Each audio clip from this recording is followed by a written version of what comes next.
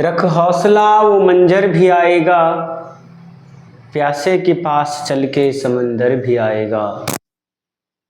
वक्त के पत्थर से ठोकर खा के मुंह मत मोड़ ए मुसाफिर, मंजिल भी मिलेगी और मिलने का मज़ा भी आएगा।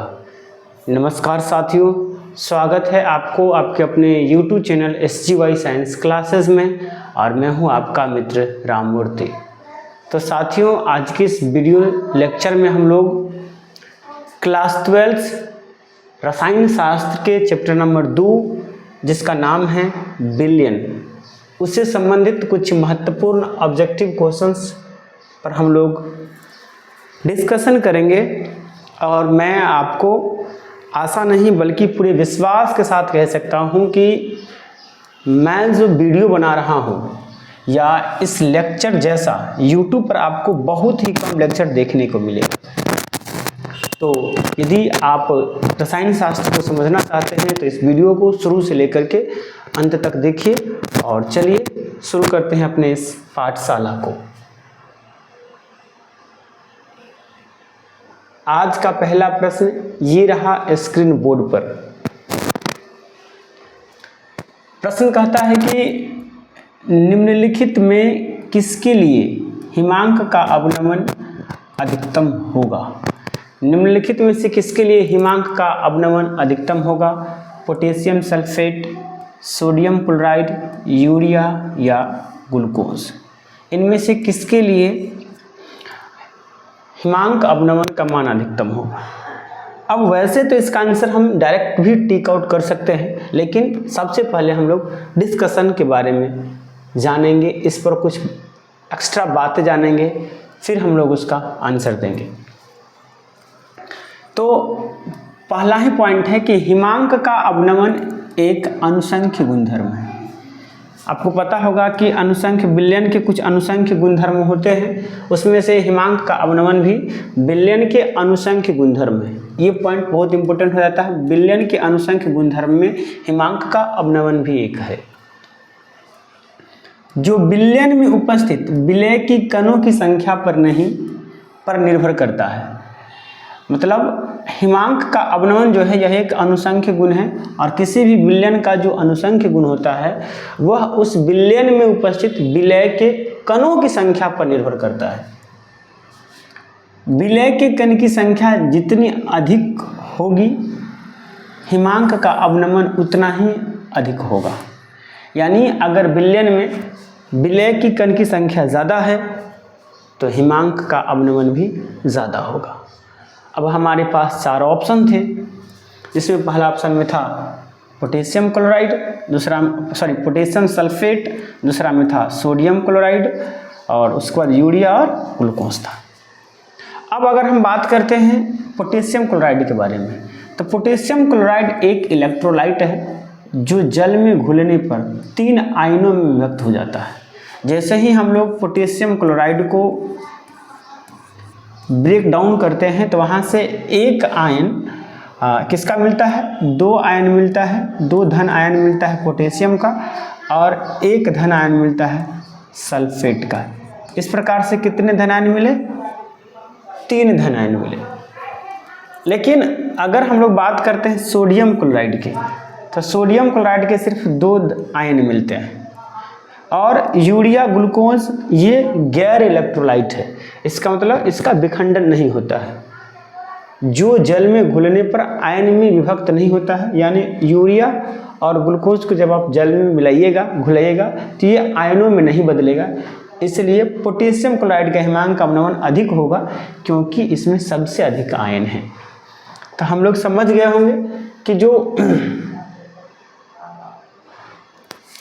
पोटेशियम सल्फेट जो है इसका अवनमन हिमांक ज़्यादा होगा, क्योंकि इसमें अधिक आयन है। 2 आयन किसके हैं, 1 आयन पोटेशियम का है और 2 आयन किसके हैं, यहाँ पर ये 2 आयन हैं, ये 2 आयन किसके, सल्फेट के हैं। चलिए आगे चलते हैं, ये हमने पढ़ लिया था, आगे चलते हैं जी।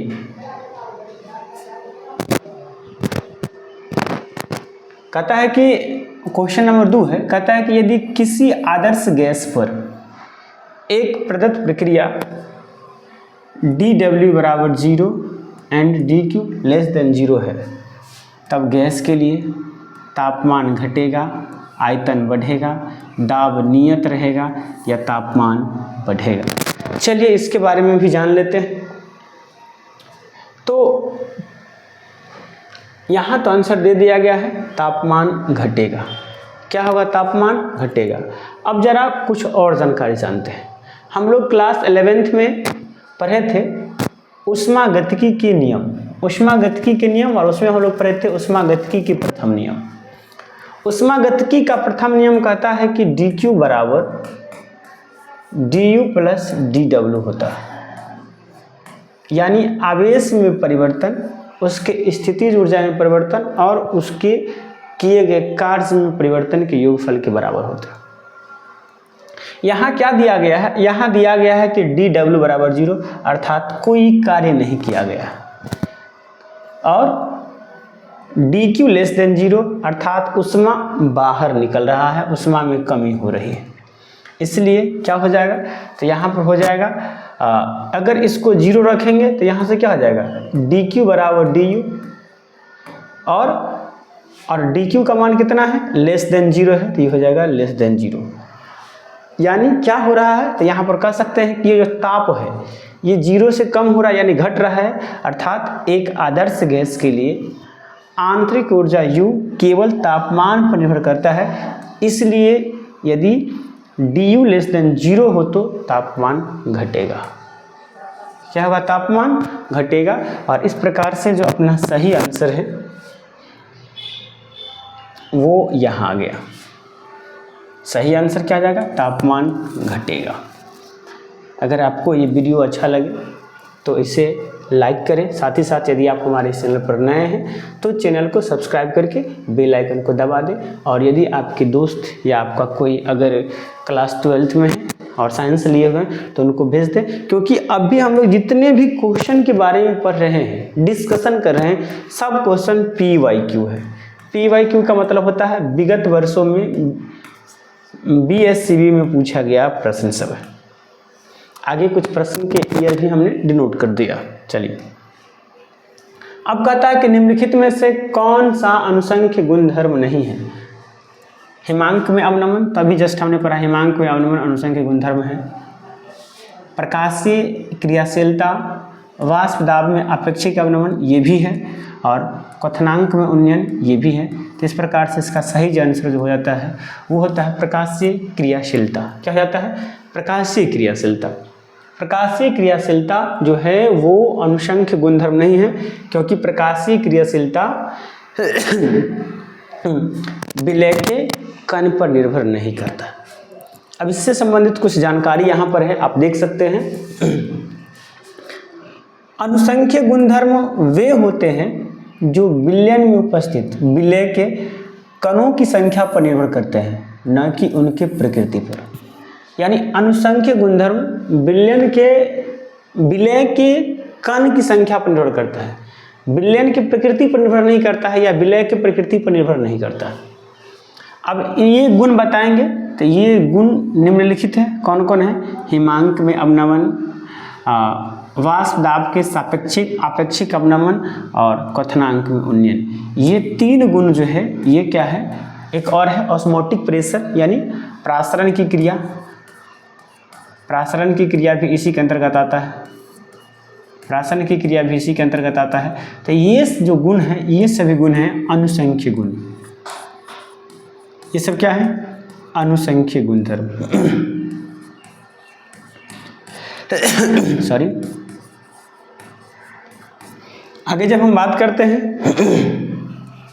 प्रकाशीय क्रियाशीलता के बारे में, तो प्रकाशीय क्रियाशीलता एक ऐसा गुण है जो विलयन के कणों की संरचना और उनके असममितता पर निर्भर करता है, न कि उनकी संख्या पर। इसलिए यह एक अनुसंख्य गुणधर्म नहीं है। यानी प्रकाशीय क्रियाशीलता जो है ये विलय के कण की संरचना और उनके असममितता पर निर्भर करता है, और जो उनकी संरचना यानी विलय के कण की प्रकृति पर निर्भर करता है वह अनुसंख्य गुणधर्म नहीं हो सकते।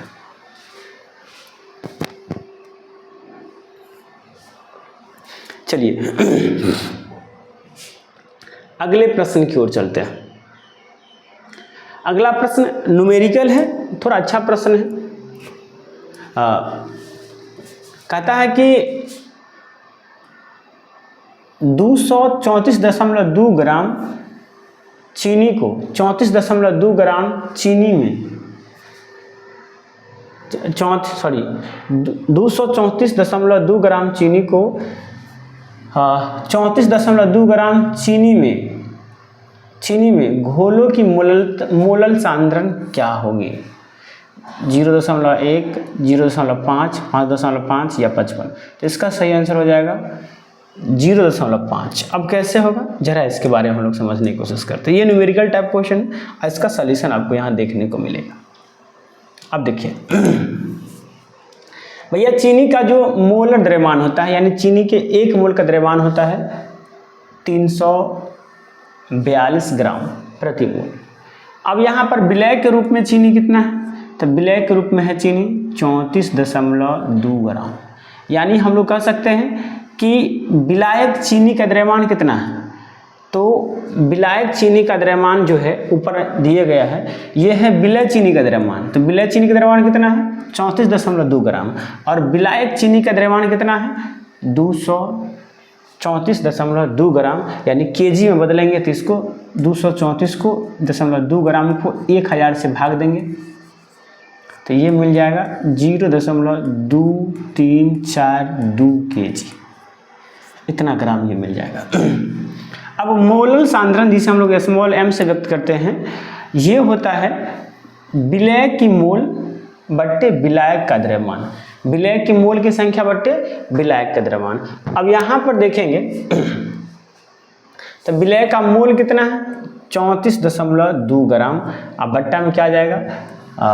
342 ग्राम प्रति मोल। अब कहिएगा क्यों? क्योंकि देखिए मोल की संख्या बराबर क्या होता है, पहले ये समझिए। मोल की संख्या बराबर, मोल संख्या बराबर क्या होता है? तो कहेंगे द्रव्यमान बट्टे आणविक द्रव्यमान, द्रव्यमान बट्टे आणविक द्रव्यमान, आणविक द्रव्यमान। तो यहाँ पर द्रव्यमान कितना दिया गया है? 34.2 ग्राम। और इसका आणविक द्रव्यमान कितना होता है? 342 ग्राम।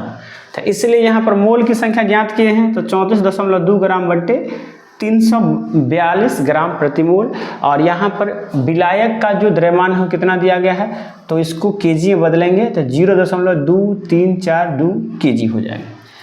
इस दोनों को यदि आप डिवाइड कीजिएगा तो यहाँ से आपको मिल जाएगा 0.1 मोल, और यहाँ ये बट्टा में है। इस दोनों को ब्रेक डाउन कीजिएगा तो ये लगभग में आ जाएगा 0.426 मोल प्रति केजी, जो लगभग 0.5 के बराबर है। इसलिए अपना जो आंसर हो जाएगा वो हो जाएगा 0.5। सब लोग इस प्रश्न को लेते तो ज़रूर है, लेकिन डिस्कशन नहीं कराते। मैंने पूरा न्यूमेरिकल को सॉल्व करके बतलाया। चलिए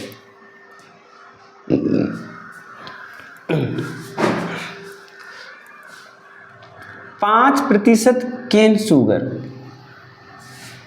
जिसका अनुभार है 342, आइसोटोनिक है। 1% घोल X के साथ ना, मतलब 5% जो है ये कैन शुगर है जो आइसोटोनिक है, और वो 1% घोल में है किसके साथ? X के साथ। तो X का अनुभार कितना होगा? अब सबसे पहले आइसोटोनिक के बारे में समझिए। आइसोटोनिक क्या होता है? आइसोटोनिक क्या होता है? तो आइसोटोनिक का मतलब होता है जब 2 विलयन है और दोनों विलयन का ऑस्मोटिक प्रेशर यानी प्रासरणी दाब अगर बराबर है। 2 विलयन है और दोनों विलयन का अगर प्रासरणी दाब बराबर है तो उन दोनों विलयन को एक दूसरे का आइसोटोनिक कहेंगे। क्या कहेंगे? आइसोटोनिक कहेंगे। तो यहाँ पर 2 विलयन दिया गया है, एक विलयन में शुगर केन है उसमें 5% है और दूसरे विलयन में क्या है? 1% है। तो 1% में जो अन्य घोल है वो X के साथ है, तो X का अनुभार पूछा गया। चलिए थोड़ा डिस्कशन देख लेते हैं हम लोग। अब देखिए, हमने बात को बताया है कि आइसोटोनिक विलयन का प्रासरणी दाब समान होते हैं, इसलिए हम कह सकते हैं कि पाई 1 बराबर पाई 2, यानी पहले विलयन का प्रासरणी दाब पाई 1 और दूसरे विलयन का प्रासरणी दाब अगर पाई 2 हो तो पाई 1 पाई 2 के बराबर होगा। अब केन शुगर जिसका अनुसूत्र होता है C12 H22 और O11, इसके लिए C1 का मान कितना दिया गया है 5%। अब 5% सांद्रता का मतलब है कि 5 ग्राम केन शुगर 100 ml विलयन में है, 100 ml विलयन में है, या यूँ कह सकते हैं कि 1 लीटर विलयन में 50 ग्राम केन शुगर है। अब चूंकि केन शुगर यानी जिसे चीनी कहते हैं, इसका आणविक द्रव्यमान होता है कितना 342 ग्राम प्रति मोल, तो इसलिए इसे चूंकि ये पहला था तो इसे M1 मान लिए, यानी केन शुगर के आणविक द्रव्यमान को M1 मान लिया।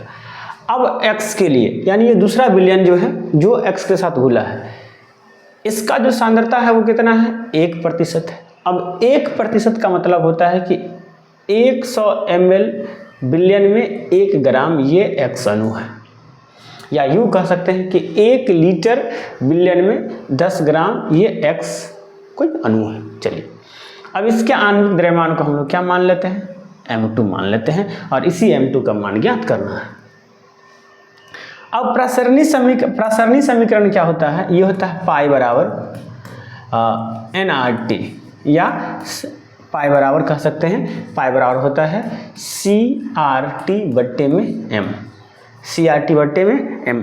अब यहाँ से अगर जैसे हम मान के चलते हैं कि ये पाई बराबर है CRT बट्टे में M, जहाँ C कांस्टेंट है, R कांस्टेंट है और T कांस्टेंट है, तो यहाँ से अगर इसको M कहेंगे तो ये तीनों कांस्टेंट है, तो कहेंगे पाई 1 बराबर तो CRT बट्टे M1, और इसी प्रकार से अगर हम लोग कहेंगे पाई 2 बराबर तो हो जाएगा CRT बट्टे M2।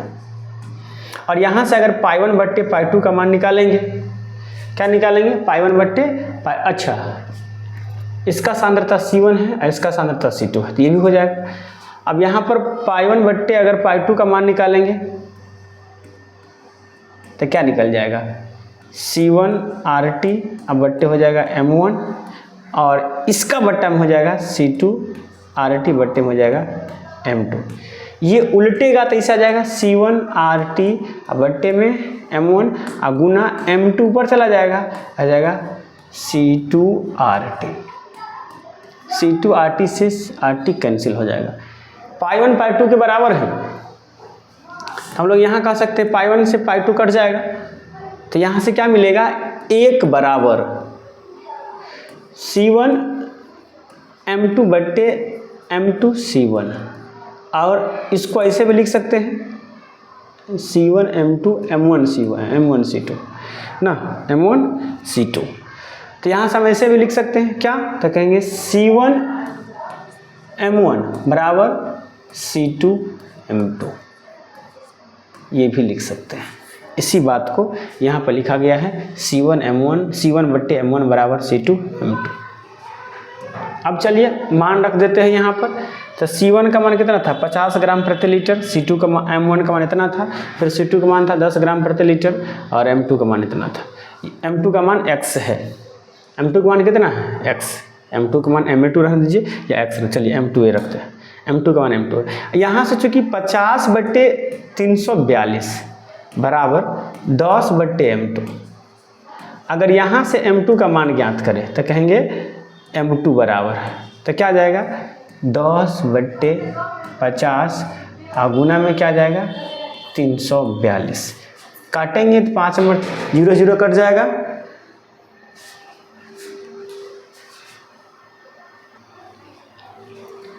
फिर इसे 5 मरतबे काटिएगा तो कहेंगे 6 पंजे 30, और सॉरी 6 पंजे 30 कट गया 4, 8 पंजे 40.4 इतना ग्राम आ जाएगा, या इसका M2 है तो ग्राम प्रति मोल आ जाएगा।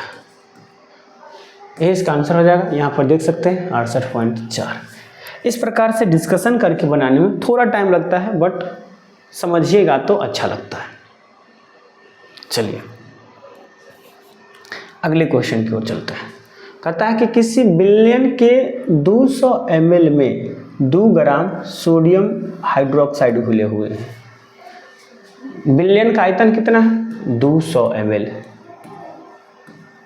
और घुला के यानी विलय का जो द्रव्यमान है, विलय का द्रव्यमान कितना है 2 ग्राम है।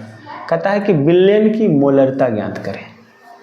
क्या ज्ञात करें? विलयन की मोलरता ज्ञात करें। ये ऑप्शन नंबर ए है। चलिए अब इसका भी न्यूमेरिकल का भी डिस्कशन देख लेते हैं। अब देखिए यहाँ पर सोडियम हाइड्रोक्साइड जो विलय है, विलय का सोडियम का जो मोलर द्रव्यमान होता है वो होता है 40 ग्राम प्रति मोल, और यहाँ पर इसका द्रव्यमान कितना दिया गया है 2 ग्राम। फिर विलयन का आयतन कितना दिया गया है 200 ml, तो लीटर में बदलेंगे तो 0.2 लीटर आ जाएगा। अब मोलरता बराबर क्या होता है, विलय के मोल की संख्या यानी विलय के मोल बट्टे विलयन का आयतन। अब यहाँ पर मोल की संख्या बराबर क्या बताए थे, द्रव्यमान बट्टे आणविक द्रव्यमान या मोलर द्रव्यमान, द्रव्यमान बट्टे आणविक द्रव्यमान या मोलर द्रव्यमान या मोलर द्रव्यमान। अब जरा समझिए, द्रव्यमान कितना है 2 ग्राम, मोलर द्रव्यमान कितना है 40, इसको काटेंगे तो ये 20 यानी 1/20 मोल आ जाएगा इसका मोल की संख्या। तो यहाँ वही कट के आ गया। अब इसको आप काटिएगा तो यहाँ से आ जाएगा 0.05 मोल, तो वही दिया गया है 2/40, 2 ग्राम बट्टे 40 ग्राम प्रति मोल। इसको काटिएगा तो यही आएगा 0.05 मोल, और नीचे में कितना है इतना लीटर है, इतना मोलर आ जाएगा, मोल आ जाएगा। अब इसे हमको काटना है। अब यहाँ पर है 0.05 बट्टे में 0.25 कैपिटल M, दशमलव से दशमलव हटा दीजिए और फिर काटिए इसको। तो ऊपर कितना है 5 है, नीचे कितना है 25 है, तो 5 मरतबा यानी 1/5 कैपिटल M। 1/5 से काटिएगा तो 0. कितना आ जाएगा 2 आ जाएगा, यानी यहाँ पर 0 रहना चाहिए। ये आएगा इसका आंसर। यानी यहाँ से देखें तो यहाँ पर क्या रहना चाहिए, ये 0 रहना चाहिए। चलिए आगे की ओर चलते हैं।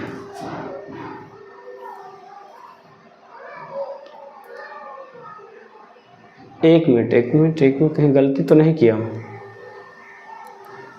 0.05 अब बट्टे में है 0.2 ही है ना, हटाएंगे तो यहाँ पर 0 कर लगा देंगे, इसको इससे काटेंगे तो 1/4 आ जाएगा। सॉरी सही है, हम गलत किए थे। सही है, इसका ऑप्शन नंबर ए सही होगा। क्या होगा ऑप्शन नंबर ए, इसका सही होगा। ऑप्शन नंबर ए ये सही हो जाएगा। चलिए अगले प्रश्न की ओर चलते हैं, और अगला प्रश्न ये रहा आपके स्क्रीन बोर्ड पर, उसी का ये निकाले हुआ, कोई दिक्कत नहीं, सब वही है। चलिए अगला प्रश्न देखिए। कहता है कि सामान्य ताप एवं दाब पर गैस के 1 मोल का आयतन कितना होता है, सब आदमी को पता है 22.4 लीटर। सामान्य ताप यानी NTP के लिए पूछा गया, किसके लिए NTP के लिए, normal temperature and pressure, normal temperature and pressure, अंग्रेजी में से कहते हैं normal temperature and pressure, temperature and pressure. Normal temperature and pressure के लिए आयतन का मान कितना होता है, तो 22.4 लीटर कितना होता है 22.4 लीटर। यहाँ आप देख सकते हैं सामान्य ताप एवं दाब पर तापमान होता है 0 डिग्री सेल्सियस या 273.15 केल्विन, दाब होता है 1 ATM या 101.325 किलो पास्कल, और आयतन होता है 22.4 लीटर। क्या होता है 22.4 लीटर। आगे चलते हैं, अगले प्रश्न की ओर चलते हैं। निम्नलिखित जलीय घोल में किसका क्वथनांक अधिकतम होगा, 1 मोलर सोडियम हाइड्रोक्साइड, फिर 1 molar sodium sulphate, 1 molar ammonium nitrate या 1 मोलर पोटेशियम नाइट्रेट का। यहाँ पर देखेंगे तो सबका मोलरता 1 है। कितना है 1 है। इसका मतलब ये डिपेंड करेगा किस पर, आयनों की संख्या पर। किस पर डिपेंड करेगा, आयनों की संख्या पर, और जिसके आयन की संख्या ज़्यादा रहेगा उसका क्या होगा, उसका जो क्वथनांक है वो अधिक होगा। यहाँ आप देख सकते हैं उसी बात को यहाँ दिया गया है। कहता है कि विलयन का क्वथनांक कणों की संख्या यानी आयनों या पार्टिकल पर निर्भर करती है, जिसे हम लोग कहते हैं 1/2 गुणनांक, और इसे I के द्वारा व्यक्त किया जाता है ना। जिस विलयन में आयनों की संख्या जितनी अधिक होगी उसका क्वथनांक में उन्नयन यानी इवैल्यूएशन ऑफ बॉइलिंग पॉइंट उतना ही अधिक होगा। अब यदि हम बात करते हैं सोडियम हाइड्रोक्साइड के जलीय विलयन में, तो आयनों की संख्या कितनी होती है? 2 होती है। एक आयन सोडियम का और दूसरा आयन हाइड्रोक्साइड का, यानी I का मान कितना हो गया? 2 हो गया। तो फिर अगर बात करते हैं हम लोग सोडियम सल्फेट का, तो सोडियम सल्फेट के जलीय विलयन में आयनों की संख्या 2 होता है। एक आयन सोडियम का और 2 आयन किसका? सल्फेट का। इस प्रकार से I का मान कितना हो गया? 3। फिर अगर अमोनियम नाइट्रेट की बात करते हैं तो इसके जलीय विलयन में आयनों की संख्या 2 होता है। एक ये प्लस आयन, एक प्लस आयन इसका और एक माइनस आयन इसका ना, तो ये 2 हो गए। फिर हम लोग बात करते हैं पोटेशियम नाइट्रेट का। तो पोटेशियम नाइट्रेट में जलीय विलयन में आयन की संख्या 2 होती है, एक पोटेशियम का दूसरा नाइट्रेट का, ये N3-। तो इस प्रकार से आप देखेंगे तो सोडियम सल्फेट का जो है आयनों की संख्या सबसे ज़्यादा है, इसलिए यहाँ पर हो जाएगा sodium sulphate, option number B सही हो जाएगा। ऑप्शन नंबर बी जो है इसका सही हो जाएगा। चलिए अगले प्रश्न की ओर चलते हैं। उसी से संबंधित कुछ अगला प्रश्न है, ये प्रश्न ही है क्या? नहीं, उसी के बारे में यहाँ पर दिया गया है। चलिए वही है ये सब। चलिए अगले प्रश्न की ओर हम लोग चलते हैं, और अगला प्रश्न ये रहा आपके स्क्रीन बोर्ड पर। कहता है कि बेरियम नाइट्रेट घोल का 1/2 पूर्णांक 2.74 है, तो विघटन स्तर क्या होगा? 91.3%, 87%, 100% या 74%? बताइए क्या होगा इसका आंसर। तो सबसे पहले हम लोग 1/2 गुणांक और विघटन स्तर के बारे में जानते हैं। यहाँ आप देख सकते हैं कि बेरियम नाइट्रेट घोल के लिए 1/2 गुणांक I का मान कितना है? 2.47। कितना है? 2.47 है। और विघटन स्तर का सही मान कितना होगा? 87% यानी 0.87। अब क्यों? क्योंकि जो विघटन स्तर होता है इसका सूत्र होता है अल्फा बराबर I-1/n-1। अब यहाँ पर रखेंगे तो I का मान है 2.14 -1 बट्टे में आ जाएगा 3 -1। इसको 1.74 बट्टे में 2 यानी 0.87, यानी इसको कह सकते हैं 87%। अब आप कहिएगा n का मान क्या है? तो यहाँ n है आयनों की संख्या। n क्या है? आयनों की संख्या। अब आयनों की संख्या किस पर डिपेंड करता है? तो इसको तोड़िएगा तो देखिए 2 गो अणु बेरियम का और 1 आयन किसका मिलेगा? नाइट्रेट का ना। तो इस प्रकार से यहाँ जो सही आंसर आ जाएगा वो आ जाएगा 87%। कितना प्रतिशत? 87% इसका सही आंसर आ जाएगा। चलिए अगले प्रश्न की ओर चलते हैं।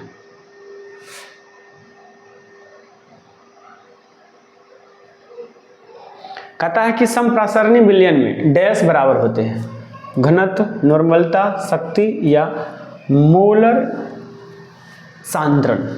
बताइए क्या होगा इसका सही आंसर। तो चलिए पहले डिस्कशन में चलते हैं। कहता है कि समप्रसारणी विलयन, जिससे आइसोटोनिक सॉल्यूशन कहते हैं, वे विलयन होते हैं जिनका मोलर सांद्रण या मोलरता समान होता है। यानी इस प्रकार से तो इसका सही आंसर आ गया मोलर विलयन या सांद्रता, मोलर सांद्रता, मोलर सांद्रण, यानी ऑप्शन नंबर डी जो है इसका सही आंसर हो जाएगा। चलिए अब कुछ इससे संबंधित कुछ विशेष जानकारी।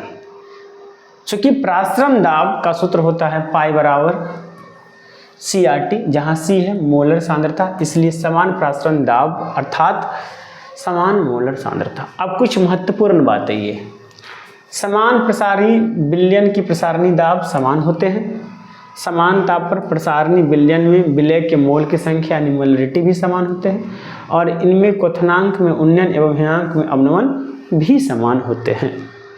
चलिए अगले प्रश्न की ओर चलते हैं और अगला प्रश्न यहाँ पर है, कहता है कि प्रासरण दाब निम्नलिखित में से किस समीकरण द्वारा व्यक्त किया जाता है। प्रासरण दाब निम्नलिखित में से किस समीकरण द्वारा व्यक्त किया जाता है, बताइए आप लोग। तो P बराबर NCR, P बराबर P बराबर CRT, P बराबर CT/R, P बराबर RC/T या P बराबर RT/C। इसका सही आंसर आ जाएगा P बराबर CRT, P बराबर CRT इसका सही आंसर हो जाएगा। आगे चलते हैं। कहता है कि अर्धपारगम्य झिल्ली से प्रासरण की क्रिया में निकलती है, तो इसमें निकलता है विलय के कण। किसके कण निकलते हैं? विलय के कण निकलते हैं। ऑप्शन नंबर ए इसका सही आंसर हो जाएगा। सॉरी उल्टा हम उल्टा बोल दिए भैया, विलायक के कण निकलते हैं। किसके कण निकलते हैं? विलायक के कण जो है वो अर्धपारगम्य झिल्ली द्वारा निकलता है।